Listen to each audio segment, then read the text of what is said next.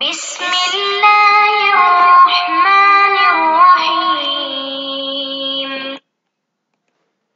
اعوذ باللہ السمیع العلیم من الشیطان الرجیم. بسم اللہ الرحمن الرحیم. الحمد للہ والصلاة علی اہلہا. عزیز طلبہ، السلام علیکم ورحمۃ اللہ وبرکاتہ. شرح المدوم کتاب خمس درس نمبر 67 میں حرام سے مخلوط مال حلال میں خمس کا وجوب اور اس کے احکام بیان ہوں گے. حرام سے مخلوط مال حلال میں خمس کا وجوب اور اس کے احکام زیر بحث ہیں. حرام سے مخلوط مال حلال کا معنی اور مفہوم بیان کیا جائے گا. متعلقہ مسائل اور فروعات اس کی صورتیں. حرام سے مخلوط مال حلال سے خمس نکالنے کی شرط، متعلقہ حدیث اور روایات، شہید ثانی کی تحقیقات اور تجزیہ اور تحلیل بھی پیش کیا جائے گا. فرماتے ہیں اگر مال حلال مال حرام کے ساتھ مخلوط ہو جائے، انسان ایک دوسرے سے تشخیص نہ دے سکے اور مال حلال کے مالک اور اس کی مقدار کو بھی نہ جانتا ہو، تو تمام مال کا خمس دینا پڑے گا اور خمس دینے کے بعد بقیہ مال حلال ہو جائے گا. تو کچھ صورتیں بھی بیان کرتے ہیں. اگر مال حرام اس میں مشخص ہو، مال میں جیسے مثلا مختلف رنگ کے مال ہیں اور معین ہے کہ فلاں رنگ کا مال وہ حرام ہے، لیکن اس کا مالک معلوم نہ ہو، تو اس صورت میں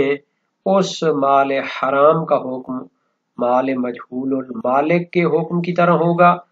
جو کسی جگہ پیدا ہوتا ہے، مل جاتا ہے اور اس کا مالک معلوم نہیں ہوتا، تو وہ اس کے مالک کی طرف سے صدقہ کرنا پڑتا ہے. ایک اور صورت ہے کہ اگر مال حرام مشخص نہ ہو اور اس کی مقدار بھی معلوم نہ ہو، لیکن اس کا مالک معلوم ہو، چاہے معین طور پر اس کو جانتا ہو یا اجمالاً، یعنی کچھ لوگوں کے درمیان میں ایک شخص ہے لیکن جو ہے معین نہ کر سکے، تو اس صورت میں اپنے اوپر جو حرام ہے اس سے خلاصی کرانی ہے، اگرچہ مصالحہ کرنا پڑے. معلوم ہے کہ جب صاحب اس کا مالک معین ہے تو اس سے مصالحہ کر لے، اور جب اجمالاً چند لوگوں میں جو ہے وہ کیا ہو معلوم ہو تو سب افراد سے مصالحہ کرنا پڑے گا اور واجب نہیں ہوگا خمس دینا. تو صاحب مال اگر راضی نہ ہو صلح پہ اور مصالحہ بھی نہ کرے، تو علامہ ہلی نے کتاب تذکرۃ الفقہاء جو کہ ابھی 24 جلدوں میں چھپی ہے، تو 2 صورتیں اس میں تصور کرتے ہیں. یہ کہ مقدار مال کو تفصیلاً نہیں جانتا، اجمالاً جانتا ہے کہ مقدار حرام خمس سے کم ہے، نیز نہیں جانتا کہ زیادہ ہے، تو اس صورت میں خمس تمام مال مخلوط کا جو ہے صاحب مال حرام کو دے. اور دوسری صورت اجمالاً جانتا ہے کہ مقدار حرام زیادہ ہے، خمس سے زیادہ ہے، اگرچہ دقیقاً اس کی مقدار معلوم نہیں ہے، کیونکہ فرض یہ ہے کہ مقدار حرام کو تفصیلاً نہیں جانتا. تو اس صورت میں جتنی کا گمان ہے کہ وہ مثلا غیر کی ہے تو مال صاحب مال کو دے،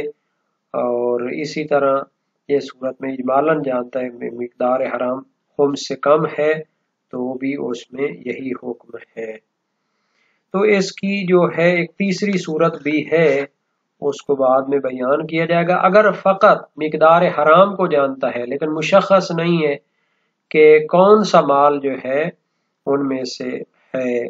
اور اس کے مالک کو بھی نہیں جانتا، تو اس میں بھی 2 صورتیں متصور ہیں. یا تفصیلاً مقدار حرام کو جانتا ہے یا اجمالاً. اگر تفصیلاً مقدار کو جانتا ہو، مثلا جانتا ہے کہ 1/4 اس مال کا یا 1/7 اس مال کا حرام ہے، تو وہ تمام مقدار جو ہے اس کے مالک کی نیت سے صدقہ کرے، تو اسے راد مظالم کہتے ہیں اور خمس بھی نہیں دینا پڑے گا. اور اگر مقدار حرام کو اجمالاً جانتا ہو، نہ تفصیلاً، اجمالاً و اندازاً جانتا ہے کہ حرام خمس سے زیادہ ہے، اما تفصیلاً کس قدر ہے نہیں جانتا، یا اجمالاً جانتا ہے کہ حرام خمس سے کم تر ہے لیکن دقیقاً نہیں جانتا، تو اس صورت میں ہے کہ اگر جانتا ہو کہ وہ مقدار خمس سے زیادہ ہے تو خمس تمام مال کا دے، اور زیادہ مقدار جو ہے جتنا اس کا گمان ہو اس کی نیت سے صدقہ کرے۔ اور احتمال قوی ہے کہ سب کو بھی صدقہ کی نیت سے دے۔ اور اگر جانتا ہو کہ مقدار اجمالی جو ہے وہ خمس سے کم ہے تو جتنی مقدار کا یقین ہے کہ اس کے ذریعے اس کو دینے سے اس کی گردن سے حرام ختم ہو جائے گا تو وہ دے دے، اور آیا اس کا خمس بھی دے یا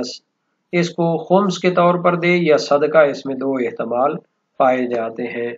تو یہ ساری صورتیں اس میں بیان کی گئی ہیں، تو انشاءاللہ ان کو ہم عبارت کے ضمن میں بھی وضاحت دیں گے۔ فرمایا والخامس الحلال المختلط بالحرام، پانچواں مال کے جس میں خمس واجب ہوتا ہے وہ مال حلال ہے کہ جو حرام کے ساتھ مخلوط ہو گیا ہو۔ ولا یتمیز، اب حرام کو حلال سے جدا نہ کیا جا سکتا ہو۔ ولا یعلم صاحبہ، اور اس کا مالک بھی معلوم نہ ہو۔ ولا قدرہ بوجہ، اور اس کی مقدار بھی معلوم نہ ہو، کسی طرح بھی معلوم نہ ہو، نہ تفصیلاً نہ اجمالاً۔ فَإِنَّ إِخْرَاجَ خُمُسِهِ حِينَئِذٍ يُطَهِّرُ الْمَالَ مِنَ الْحَرَامِ، تو اگر اس طرح کوئی مال حلال حرام کے ساتھ مخلوط ہو گیا ہو کہ اصلاً حرام کی تشخیص بھی نہ ہو سکتی ہو، اس کا مالک بھی معلوم نہ ہو، اس کی مقدار بھی معلوم نہ ہو کہ کتنی مقدار میں حرام ہے اس میں، تو اس کا خمس نکال دینا اس مال کو حرام سے پاک کر دیتا ہے۔ یہ ائمہ اہل بیت کی روایات کی وجہ سے یہ حکم ہے، جس کو ہم روایات کی روشنی میں بعد میں بیان کرنے والے ہیں۔ بعض اوقات لوگ جو ہے نا جی وہ معترضانہ طریقے سے وارد ہوتے ہیں کہ جناب علی یہ دیکھیں کیسا فتویٰ نکالنا ہے۔ بھائی یہ چیزیں جو ہے شرائط تو دیکھیں نا، وہ مال ہے جو حرام کے ساتھ مخلوط ہے، اصلاً حرام کی تشخیص ممکن نہیں ہے، اور اس کے مالک کو اصلاً نہیں جانتا، اور اس کی مقدار کو بھی کسی طریقے سے نہیں جانتا، تو اور رائے حل کیا ہے؟ فَلَوْ تَمَيَّزَ كَانَ لِلْحَرَامِ حُكْمُ الْمَجْهُولِ الْمَالِكِ حَيْثُ لَا يُعْلَمُ، اگر مال حرام اس میں سے متمیز اور ممتاز ہو، یعنی جدا ہو سکتا ہو،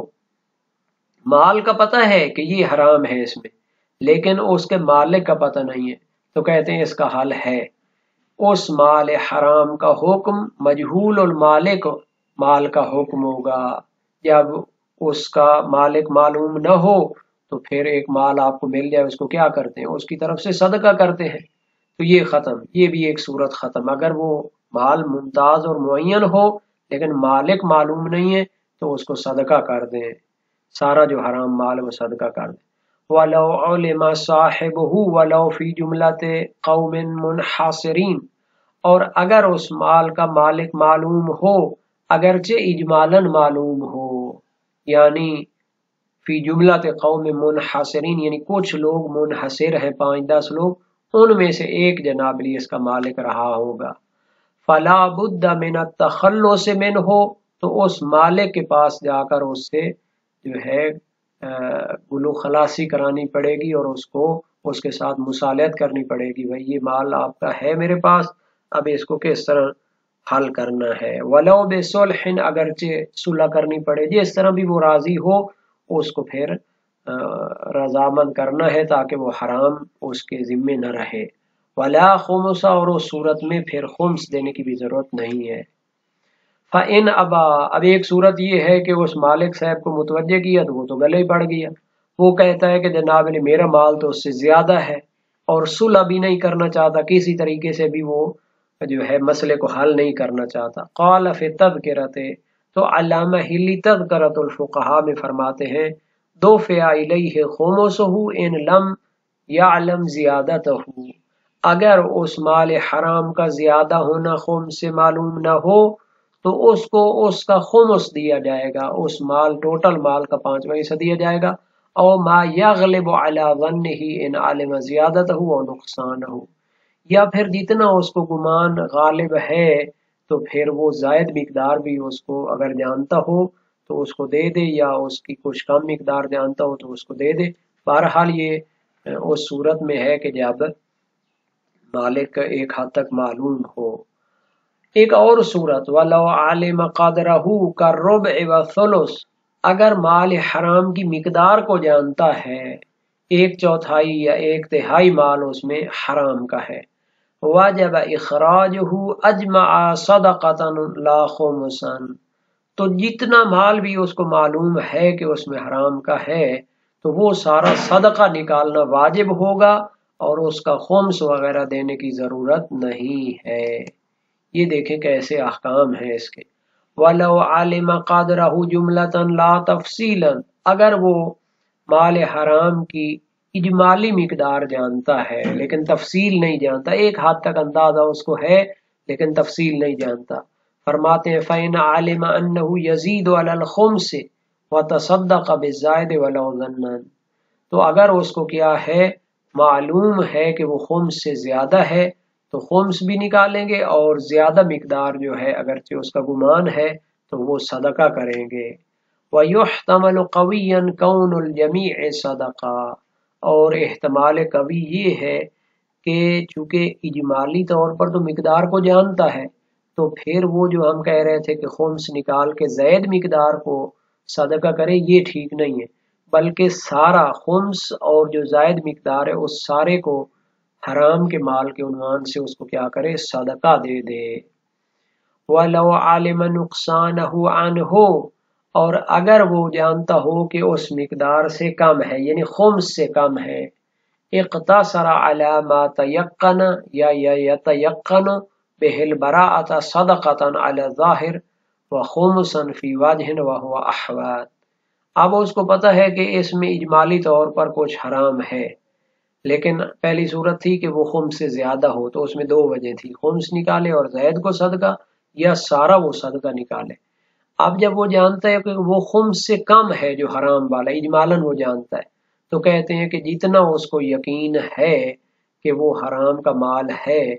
तो वो क्या करेगा, सदका दे देगा। मा यतयक्कनु बिल बरात से मुराद ये होता है जितना माल देने से उसको यकीन हो जाता है कि उसकी जिम्मा बरी हो जाएगा, तो उस पर इन्हिसार करेगा, वो सदका के उन्वान से देगा। ज्यादा जाहिर जो है, ज्यादा वाज़े जो नजरिया है कि वो सारा सदका के तौर पर देगा। और दूसरा नजरिया ये है कि खुम्सन फी वाजहिन, कि जितने मिकदार में उसको यकीन होता है कि ये क्या है, मसलन माल हराम है, तो उसको वो क्या है खुम्स के उन्वान से दे दे। वह हुआ अहवत, और यही अहवत नजरिया है, क्योंकि जाहिर है कि ये तो खुम्स की निस्बत कम है, अगर वो उसका खुम्स निकाल के दे देता है तो कुछ ज्यादा मिकदार भी वो खुम्स में दे रहा है। वलो कानल हलालुल खलीत मिम्मा याजिबु फीहिल खुम्स खम्मसहु बाद ज़ालिका बिहसबिही। अच्छा, एक मुतलका मसला है कि अगर उसका जो माल हलाल जो हराम के साथ मखलूत हो गया था, उस पर हराम के अलावा भी खुम्स वाजिब था, मिम्मा याजिबु फीहिल खुम्स, जिसमें खुम्स भी वाजिब हो जाना था लेकिन इधर से हराम भी उसमें मखलूत हो गया, कहते हैं खम्मसहु बाद ज़ालिका बिहसबिही, तो पहले उस हराम को जुदा करेगा और या उसके मुताबिक जो उसका खुम्स वगैरह निकालना है, जैसे भी उसको पाक करना है वो करेगा, उसके बाद फिर उसका अपना भी खुम्स निकालेगा। ये दो खुम्स उसमें वाजिब हो सकते हैं, गोया के अगर साबका तरीके से उसका खुम्स भी निकालना पड़े। वलौ तबय्यनल मालिकु बाद इखराजिल खुमुस फफिल ज़िमान लहू वजहान अजवदहुमा ज़ालिक। अब एक मसला है जनाब अली, एक माल हलाल वो हराम के साथ मखलूत हो गया था और उसको पाक करने के लिए उसने क्या किया, उसका खुम्स वगैरह निकाल दिया ताकि वो क्या हो जाए, पाक हो जाए। उसके बाद उसका मालिक वाज़े और जाहिर हो गया, एक बंदा आ गया कि जनाब अली मेरा माल आपके माल में मखलूत हो गया था, इसने इधर से उसका खुम्स निकाल दिया या सदका खैरात उसकी कर दी है। अब मालिक के साथ क्या करें, फफिज ज़िमान लहू, आया ये उस मालिक के लिए उसके माल का जामिन होगा या नहीं होगा। वजहान, दो वजह हैं, एक वजह यह है कि मालिक होगा, क्योंकि मालिक साहब को तो अभी तक कुछ नहीं मिला, वो तो आप सदका या खुम्स निकालते रहे। और दूसरी वजह यह है कि जनाब मालिक साहब آپ کے آنے کا بھی کیا فائدہ ہے؟ ہم نے تو شرعی طریقے سے اس کا خمس نکال دیا ہے یا اس کا جو ہے صدقہ آپ کی طرف سے کر دیا ہے، اب وہ واپس تو آ نہیں سکتا۔ اجودہما ذالک، زیادہ جو بہتر قول ہے شہید ثانی کے نزدیک یہ ہے کہ وہ اس کے لیے بھی، مالک کے لیے بھی ضمانت رکھتا ہے، چونکہ اس نے جو صدقہ یا خمس دیا ہے وہ اس وقت کا حکم تھا، لیکن مال جو مالک کا ہوتا ہے وہ صدقہ خیرات دینے سے اس کی ضمانت ختم نہیں ہوتی۔ تو یہ نہایت اہم مسئلہ ہے اور اس کی صورتیں وغیرہ بھی یہاں پر بیان ہوئی ہیں، تو انشاءاللہ امید ہے کہ یہ واضح ہو چکی ہوں گی۔ ہم یہاں پر اس کے لیے جو روایات سے دلیل دی جاتی ہے اس کی طرف بھی اشارہ کرتے ہیں۔ تو حلال مال جو مخلوط ہو گیا حرام کے ساتھ، اور اصلاً کوئی اس میں جو ہے نشانی اور کوئی امتیاز اور کوئی اس کی تعیین نہ ہو، نہ اس کی مقدار معلوم ہو، نہ اس کا مالک معلوم ہو، اس صورت میں اکثر علماء سے فتویٰ منقول ہے کہ اس کا خمس نکال دے تو باقی حلال ہو جاتا ہے، لیکن دو شرطیں ہیں، ایک یہ کہ مقدار حرام معلوم نہ ہو، دوسرا اس کا مالک معلوم نہ ہو۔ اور یہ جو حکم ہے فقہائے شیعہ اور علماء اور مجتہدین نے دیا ہے یہ روایات کی بدولت ہے۔ سکونی کی روایت ہے امام صادق علیہ السلام سے، اتا رجل امیر المومنین علیہ السلام فقال انی کسبت مالا اغمضت فی مطالبہ حلالا وحراما وقد اردت التوبہ ولا ادری الحلال منہ والحرام وقد اختلط علی۔ اچھا، یہ روایت امام صادق علیہ السلام نے امام علی ابن ابی طالب امیر المومنین علیہ السلام سے روایت کی ہے۔ ایک شخص امام علی ابن ابی طالب کی خدمت میں آیا اور عرض کی، مولا میں نے مال تو بہت کمایا ہے، اب اس وقت جو ہے نا کمائی میں حلال حرام کا خیال بھی نہیں رکھا، اب میں توبہ کرنا چاہتا ہوں اور حلال و حرام کو جانتا بھی نہیں ہوں، اب یہ مخلوط ہو گیا سارا مال میرے اوپر۔ فرمایا فقال امیر المومنین علیہ السلام تصدق بخمس مالک، اپنے مال کا خمس صدقہ کر دو، فقراء اور مساکین کو دے دو، فإن اللہ قد رضی من الاشیاء بالخمس وسائر المال لک حلال، اللہ تعالی تمام اشیاء سے خمس سے راضی ہو جاتا ہے اور باقی جو مال ہوگا وہ تیرے لیے حلال ہے۔ وسائل الشیعہ ابواب ما یجب فی الخمس، حدیث نمبر 4 موجود ہے۔ خبر عمار بن مروان ہے، ثقہ راوی ہے اور امام صادق علیہ السلام سے روایت ہے، فیما یخرج من المعادن والبحر والغنیم والحلال المختلط بالحرام اذا لم یعرف صاحبہ والکنوز الخمس، جن چیزوں سے خمس نکالا جاتا ہے ان میں معدنیات ہیں، غواصی کا مال ہے جو سمندر سے نکالا جاتا ہے، غنیمت ہے، اور حلال مال جو حرام کے ساتھ مخلوط ہو جائے جب اس کا مالک بھی معلوم نہ ہو، اور خزینہ اور دفینہ بھی ہے، ان میں خمس ہوتا ہے۔ وسائل الشیعہ باب 3 ابواب ما یجب فی الخمس، حدیث نمبر 6 میں یہ موجود ہے۔ تو بہرحال اس کی جو صورتیں تھیں ان کو بھی پیش کیا گیا ہے۔ ہم یہاں پر ایک اور حدیث کو بھی بیان کر دیتے ہیں، وہ یہ تھی کہ اگر مال حرام وہ متمیز اور ممتاز ہو، یعنی اس کی نشانی موجود ہو، لیکن اس کا جو ہے مالک معلوم نہ ہو تو وہ مجہول المالک کے حکم میں ہوگا۔ جب مالک معلوم نہ ہو، ایک مال مل جائے تو اس کو صدقہ کرتے ہیں اس کی طرف سے۔ خبر ابن حمزہ ہے، انی کنت فی دیوان ہؤلاء القوم یعنی بنی امیہ فاصبت من دنیاہم مالا کثیرا واغمضت فی مطالبہ، تو اس نے اپنا سوال کیا ہے کہ میں بنی امیہ کے دیوان اور ان کے محکمہ اموال میں تھا، میں نے بہت زیادہ ان سے مال کمایا اور اس وقت حلال حرام کا بھی کوئی فرق نہیں کرتا تھا۔ امام علیہ السلام نے فرمایا فخرج من جمیع ما اکتسبت من دیوانہم فمن عرفت منہم رددت علیہ مالا ومن لم تعرف تصدقت بہ، جتنا بھی ان کے دیوان اور ان کے اموال سے کمایا ہے اس سب کو اپنے آپ سے نکالو، جن کے مالک کو جانتے ہو ان کی طرف اس کا مال پلٹاؤ اور جن کے مالک کو نہیں جانتے ہو ان کا صدقہ کرو۔ وسائل الشیعہ باب 47 ابواب ما یکتسب میں ہے۔ یہ اس صورت میں کہ جب مال حرام متمیز اور معین ہو، اگر مالک معلوم ہو اگرچہ وہ کیا ہے اجمالی طور پر اور ایک خاص گروہ میں، تو پھر اس کے ساتھ مصالحہ وغیرہ کرنا پڑے گا۔ مولا کا فرمان ہے کہ اگر اس کے مالک کو جانتے ہو تو پھر اس کو واپس پلٹاؤ اور اس کو راضی کرو۔ اور اگر جناب علی کیا ہے وہ منحصر جماعت ہے تو یہ شبہ معصورہ ہو جائے گا، علم اجمالی منجز ہے تو پھر اس کو راضی کرنا پڑے گا۔ اسی طرح باقی جو صورتیں تھیں ان کو بھی بیان کر دیا گیا ہے اور شہید ثانی کی تحقیقات بھی پیش ہو چکی ہیں۔